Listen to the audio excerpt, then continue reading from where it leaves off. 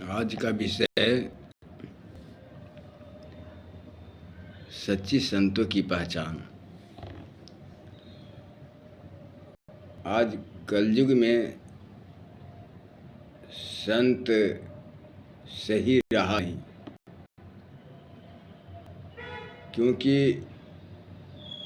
संत भी ऐश्वर्य की लालसा में पलते हैं, ऐश्वर्य चाहते हैं, सुख सुविधा चाहते हैं।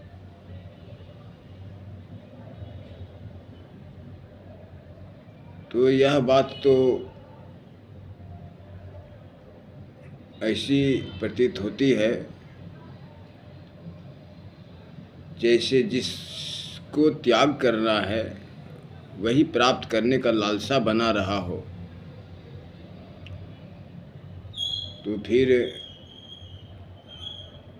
परमात्मा प्राप्ति करने की भूख मिट जाती है, प्यास मिट जाती है। फिर परमात्मा का विरह का भूख प्यास का स्वाद कैसे मिलेगा? इसलिए सही संत होते हैं, उनके साथ व्यवहार में गुप्त रहस्य होता है, क्योंकि सच्चे संत का न कोई डिजाइन होता है, न कोई फैशन होता है, न कोई वेशभूषा रंग अलंकार होता है, झंकार होता है। ये सबसे रहित अलग होते हैं, क्योंकि संतों को मन केवल परमात्मा की ध्यान में, परमात्मा की रूप में, परमात्मा की लीला में, परमात्मा के धाम में एकाग्र चित्त होकर समाधिस्थ अनुराग वैराग का चिंतन मंथन चलता रहता है। तो उस अवस्था में संसार का क्षणिक सुख प्रभाव नहीं डाल सकता, और अगर संसार के क्षणिक सुखों से प्रभावित होते हैं और उनके आंतरिक अतीन्द्रियां का सुख में बाधा होती है, तो उनकी इच्छा रुचि अगर लौकिक की ओर हो तो परलौकिक मार्ग गमन होना संभव नहीं है। इसलिए संतों को बहुत सतर्क से रहना पड़ता है, उनकी मन को कंट्रोल में रखना पड़ता है, मन को शांत अवस्था सम दम उपरम तितिक्षा श्रद्धा समाधान से ऊपर करके सात्विक महाभाव में बदलना होता है। जैसे सात्विक महाभाव होते हैं अश्रु कंप पुलक सवेद वैवर्ण प्रलय स्तंभ, ऐसे स्तर होते हैं। मन को ऊपर उठाने की, आत्मा की ओर बढ़ने का कदम होता है। महाभाव में मन जब तक नहीं बदलेगा, जब तक परमात्मा के लिए तरफ नहीं होगा, प्यास जोरों की नहीं होगी, भूख जोरों की नहीं होगी, उनके लिए तड़पता हुआ विरह व्याकुलता मन में जब तक नहीं होगा, तब तक यह सात्विक भाव, जैसे अश्रु पहला कदम होता है। अश्रु का मतलब आंसू होना, उनके परमात्मा के लिए आंसू होना। जैसे भगवान श्री कृष्ण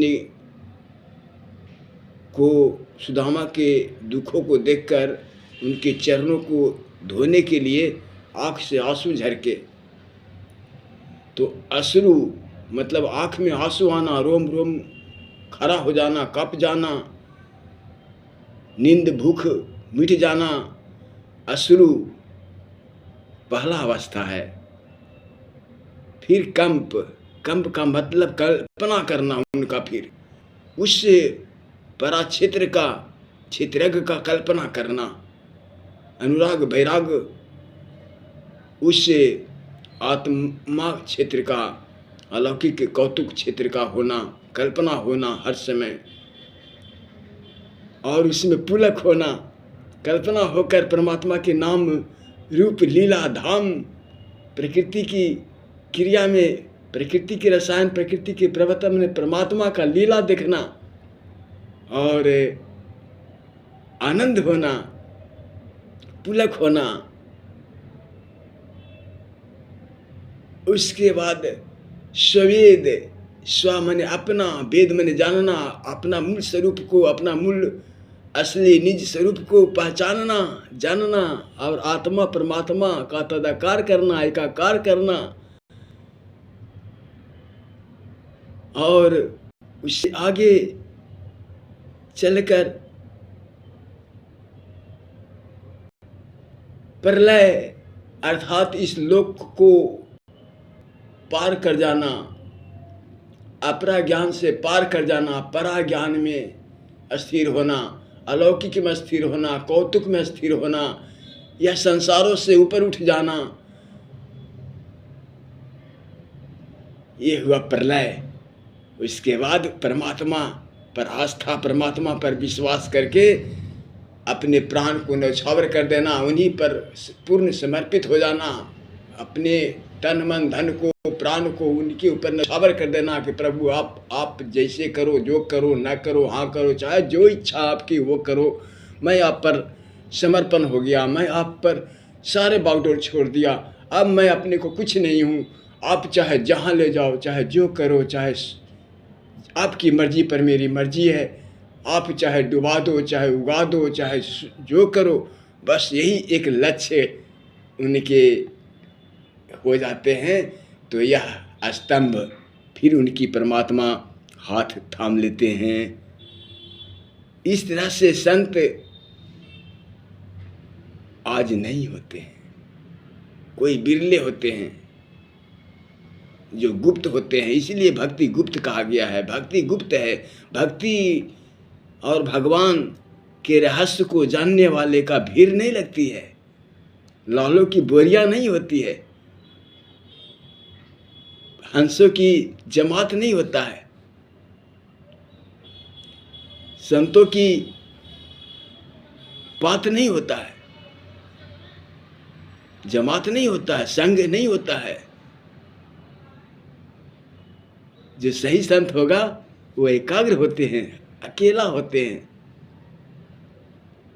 इसलिए जो एक अकेला में, एकाग्र में, एकांत में जो आनंद रूप से रहना सीख लिया है, उनकी कला, अंतेंद्रिय का, अनुराग वैराग का, अंतःकरण का जो सुख प्राप्त हो गया है और परमात्मा का साक्षात्कार कर लिया है, अपने को तदाकार कर लिया है, स्वयं से तदाकार कर लिया है, तो उसे आनंद ही आनंद है, एकांत में आनंद है।